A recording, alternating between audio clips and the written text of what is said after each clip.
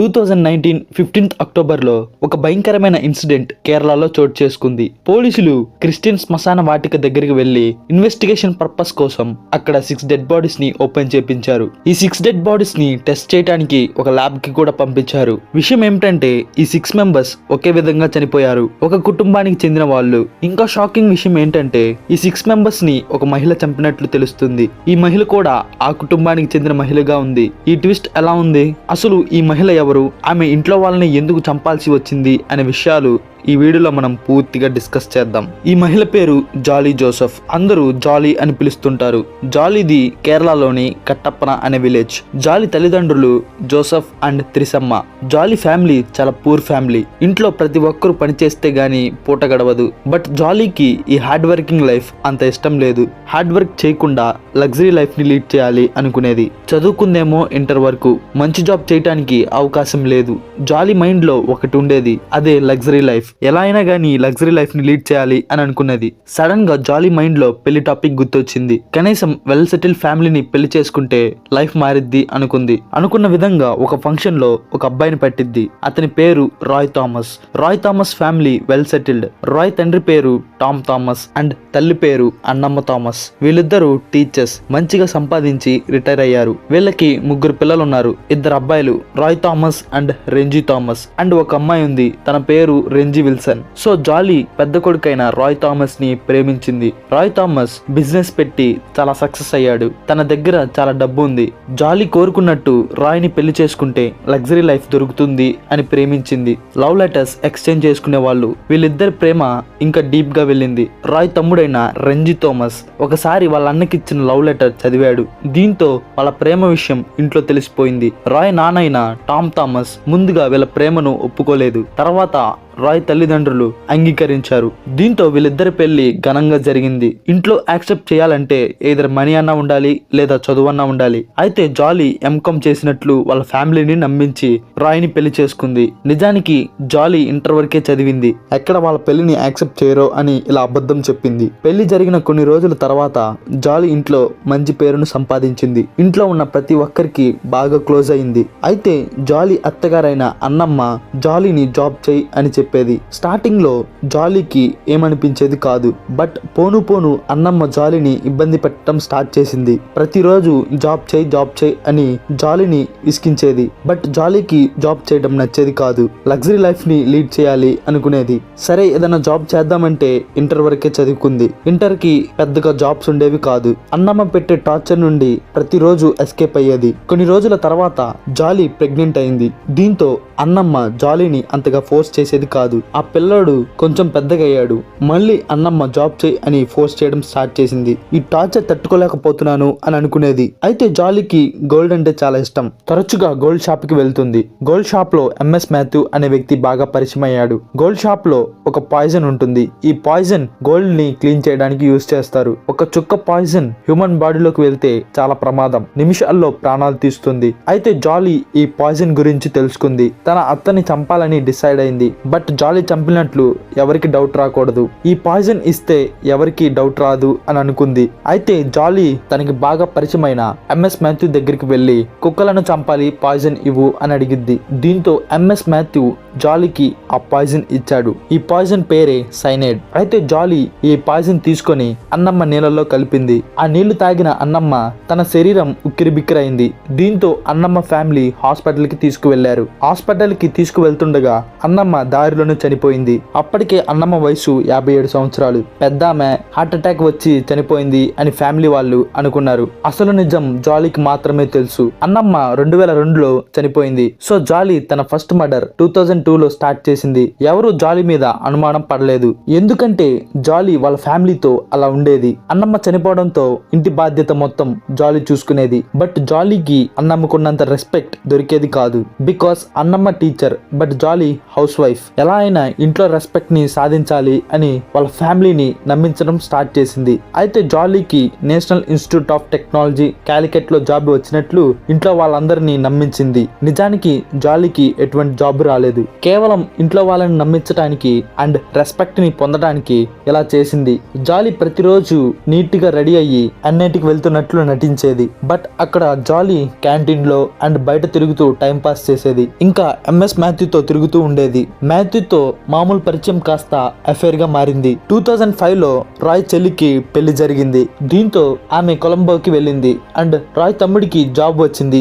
Job రావడంతో వేరే ఊరికి షిఫ్ట్ అవ్వాల్సి వచ్చింది అండ్ రాయ్ తన బిజినెస్ లో బిజీగా ఉన్నాడు. సో కుటుంబం మొత్తం వాళ్ళ పనులలో బిజీ అయిపోయారు. ఇంట్లో రాయ్ తండ్రి అండ్ జాలీ ఉంటారు. అయితే రాయ్ లేనప్పుడు జాలీ ఎంఎస్ మాథ్యూని పదే పదే ఇంటికి తీసుకొచ్చేది. ఇది రాయ్ తండ్రికి నచ్చేది కాదు. ఒకసారి రాయ్ తండ్రి జాలీని ప్రశ్నించాడు. ఎక్కడ రాయ్ తండ్రి రాయ్కి చెప్తాడో అని జాలీ తన దగ్గరున్న పాయిజన్ ని రాయ్ తండ్రి వేసుకున్న టాబ్లెట్స్ లో కలిపింది. దీంతో రాయ్ తండ్రి హెల్త్ కండిషన్ మారిపోతుంది. ఇలా జరిగిన తర్వాత జాలీ తన మామని పట్టించుకోకుండా అలానే ఉంటుంది. కొంచెం టైం తీసుకొని పక్కన వాళ్ళను పిలుస్తుంది. పక్కన వాళ్ళు వచ్చి హాస్పిటల్ కి తీసుకువెళ్లారు. ఇలా హాస్పిటల్ కి తీసుకువెళ్లేసరికి రాయ్ తండ్రి కూడా చనిపోతాడు. 2002లో ఎలా అయితే అన్నమ్మని చంపిందో సరిగ్గా 6 సంవత్సరాల తర్వాత 2008 లో టామ్ థామస్ ని కూడా అలానే చంపింది. సో 6 సంవత్సరాల తర్వాత చంపటంతో ఫ్యామిలీ మెంబర్స్ హెల్త్ కండిషన్ వల్ల చనిపోయాడు అని అనుకున్నారు. సక్సెస్ఫుల్ గా జాలీ తన సెకండ్ మర్డర్ ని కంప్లీట్ చేసింది. కొన్ని రోజుల తర్వాత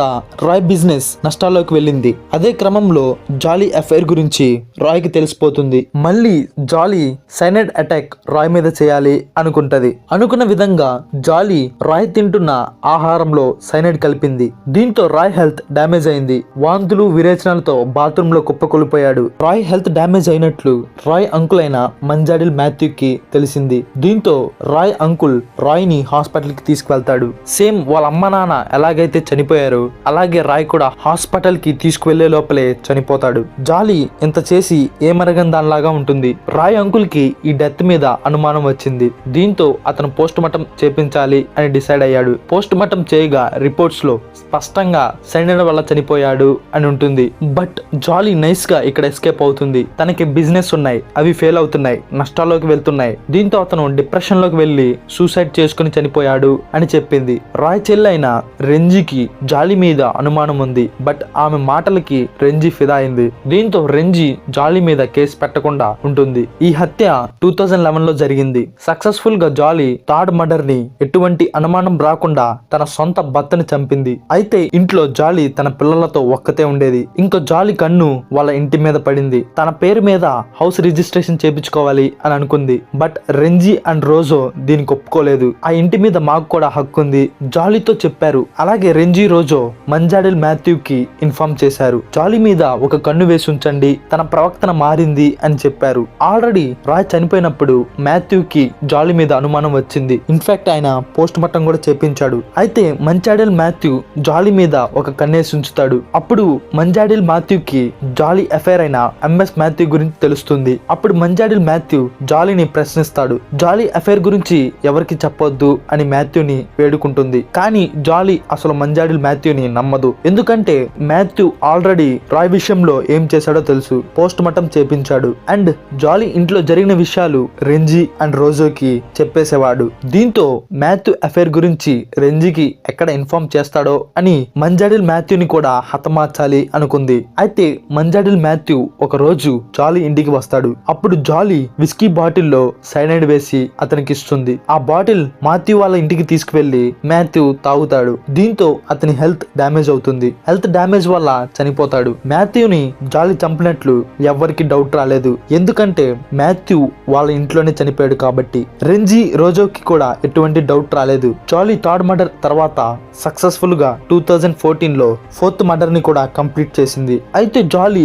ఇంట్లో ఒంటరిగా ఉంది. తన పిల్లలకి తండ్రి లేడు అండ్ ఫినాన్షియల్ గా జాలీ వీక్ గా ఉంది. అయితే జాలీ మరొక పెళ్లి చేసుకోవాలి అని డిసైడ్ అయింది. ఆ వ్యక్తి ఫినాన్షియల్ గా స్ట్రాంగ్ గా ఉండాలి అని కోరుకుంది. దీంతో షాజు అనే వ్యక్తి పరిచయం అవుతాడు. అతను జాలీకి బావ వరుస అవుతాడు అండ్ షాజు టీచర్ జాబ్ చేస్తున్నాడు. విషయం ఏమిటంటే ఆల్రెడీ షాజుకు పెళ్ళయి 2 పిల్లలు కూడా ఉన్నారు. 2 సంవత్సరాల పాప అండ్ 5 సంవత్సరాల బాబు. షాజు వాళ్ళ వైఫ్ కి జాలీ అంటే అంతగా పడేది కాదు. జాలీకి వ్యతిరేకంగా వ్యతిరేకంగా ఉండేది. షాజుని దక్కించుకోవాలంటే షాజు వాళ్ళ వైఫ్ ని చంపాలి అని డిసైడ్ అయింది. బట్ ఆమెకి పాయిజన్ ఇచ్చి చంపడం పాసిబుల్ కాదు. బికాస్ షాజు వైఫ్ జాలీని నమ్మేది కాదు. షాజు వాళ్ళ వైఫ్ కి మరి ఎలా ఇచ్చేది పాయిజన్? షాజు వాళ్ళ వైఫ్ ని చంపాలంటే ఆమెకి క్లోజ్ అవ్వాలి. బట్ జాలీ అంత క్లోజ్ అవ్వడం కష్టం. దీంతో షాజు చిన్న కూతుర్ని చంపాలి అని డిసైడ్ అయింది. అయితే ఒక పార్టీలో షాజుస్ ఫ్యామిలీ అటెండ్ అయ్యారు. ఆ పార్టీలో ఆ చిన్న పాప తినే దానిలో జాలీ పాయిజన్ అయిన సైడైన్ ని కలిపింది. ఆ పాప అది తినేసింది. తినడం వల్ల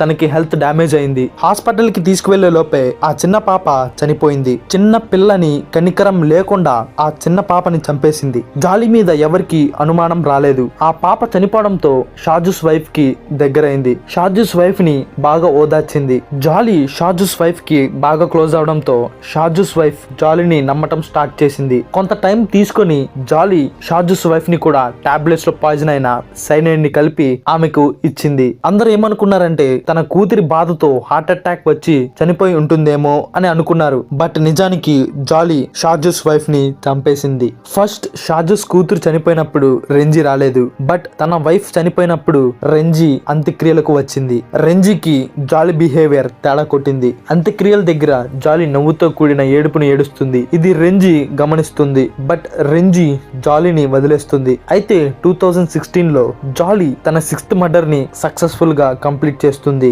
షాజుస్ వైఫ్ చనిపోయిన కొన్ని రోజుల తర్వాత జాలీ షాజుకి దగ్గర అవుతుంది. తర్వాత పెళ్లి చేసుకోవాలి అని జాలీ షాజుని కోరుతుంది.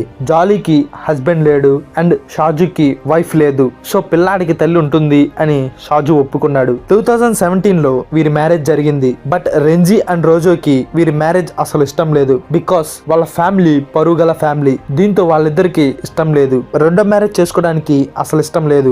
జాలీ షాజుని పెళ్లి చేసుకోవడం వల్ల రెంజీకి అనుమానాలు స్టార్ట్ అయ్యాయి. గతంలో జాలీ షాజు గురించి మంచిగా చెప్పేది అండ్ షాజుస్ వైఫ్ చనిపోయిన తర్వాత జాలీ నవ్వుతో కూడిన ఏడుపును ఏడుస్తుంది. దీంతో రెంజీకి జాలీ మీద అనుమానాలు ఇంకా ఎక్కువయ్యాయి. అసలు వరుస మరణాలకు కారణాలేంటి అని పరిశీలిస్తుంది. రాయ్ చనిపోయినప్పుడు పోస్ట్ మార్టం జరిగింది. దానికి సంబంధించిన రిపోర్ట్స్ ని గ్యాదర్ చేసింది. గ్యాదర్ చేసి ఆ రిపోర్ట్స్ ని పరిశీలిస్తుంది. అప్పుడు బాడీలో పాయిజన్ అయిన సైనైడ్ ఉన్నట్లు గుర్తించింది. రెంజీకి జాలీ తినకుండా చనిపోయాడు అని గతంలో చెప్పింది. ఇది రెంజీకి బాగా గుర్తుంది. రిపోర్ట్ లో తిన్న తర్వాత చనిపోయాడు అని ఉంది. ఇంట్లో చనిపోయిన వాళ్ళందరూ రాయ్ ఏ రీతిగా చనిపోయాడు అలానే అందరూ చనిపోయారు. దీంతో రెంజీకి అనుమానం ఇంకా ఎక్కువైంది. అండ్ రాయ్ అప్పు చేసి బిజినెస్ ని నష్టాల్లోకి తీసుకువెళ్లాడు అని చెప్పింది. బట్ అప్పు వాళ్ళు ఎవరు ఇంటికి వచ్చి డబ్బులు అడగలేదు. రెంజీ ఈ విషయం తన తమ్ముడైన రోజోకి షేర్ చేసింది. అయితే ఒక రోజు ఇద్దరు కలిసి పోలీస్ స్టేషన్ లో కంప్లైంట్ ఫైల్ చేశారు. అనుమానంగా మా ఇంట్లో చనిపోయారు, అది జాలీ మీద మాకు డౌట్ ఉంది అని కంప్లైంట్ ని ఫైల్ చేశారు. అండ్ జరిగిన విషయాలు పూర్తిగా పోలీస్ వారికి ఎక్స్ప్లెయిన్ చేశారు. పోలీసులు ఒకసారి రిపోర్ట్స్ అన్ని చెక్ చేయగా సైనైడ్ అనేది అంత సింపుల్ గా బయట దొరకదు. బట్ రాయ్ కి ఇది ఎలా దొరికింది అని అక్కడ డిస్కషన్ వచ్చింది. దీంతో ఈ కేసు డీల్ చేయడానికి అంగీకరిస్తారు. 2019 అక్టోబర్ 5th ఈ కేసు గురించి దర్యాప్తు చేసి జాలీని అరెస్ట్ చేస్తారు. జాలీ కూడా తప్పు నేనే చేశా అని ఒప్పుకుంటుంది. బట్ కోర్టుకి ఆధారాలు కావాలి. అందుకని 6 డెడ్ బాడీస్ ని మళ్ళా ఓపెన్ చేపించి టెస్ట్లు చేపిస్తారు. 6 బాడీస్ లో 4 డెడ్ బాడీస్ లో సైనైడ్ ఉన్నట్లు గుర్తించారు. But Annamma and Tom Thomas బాడీలో సైనైడ్ ఉన్నట్లు గుర్తించలేకపోయారు. 4 డెడ్ బాడీస్ లో ఉంది కాబట్టి జాలీని అరెస్ట్ చేశారు. సో జాలీ ఇన్ని హత్యలు చేసిందంటే అక్కడ ఎవ్వరూ నమ్మలేదు. అంత బాగా నటించింది. జాలీ 2002లో హత్యలు స్టార్ట్ చేసి 2016 వరకు 6 మెంబర్స్ ని మర్డర్ చేసింది. అది వాళ్ళ ఫ్యామిలీ మెంబర్స్ నే మర్డర్ చేసింది. ఈ క్రిమినల్ 15 years పాటు ఎవరికి దొరకకుండా ఎస్కేప్ అవి ఫైనల్ గా దొరికి పోలీస్ స్టేషన్ కి వెళ్ళింది. చిన్న పిల్లలు పెద్దవాళ్ళు అని ఎటువంటి కనికరం లేకుండా వాళ్ళకి పాయిజన్ ఇచ్చి చంపేసింది. జాలీ ప్రవర్తించిన ప్రవర్తన మీకు ఎలా అనిపించిందో కింద కామెంట్ చేయండి. ఈ వీడియో మీకు ఎలా అనిపించిందో కూడా కింద కామెంట్ చేయండి. ఈ వీడియో మీకు నచ్చినట్లయితే లైక్ చేసి షేర్ చేసి మన ఛానల్ ని సబ్స్క్రైబ్ చేసి సపోర్ట్ చేయండి. మరో కొత్త వీడియోతో కలుద్దాం. అంతవరకు సెలవు. Bye bye.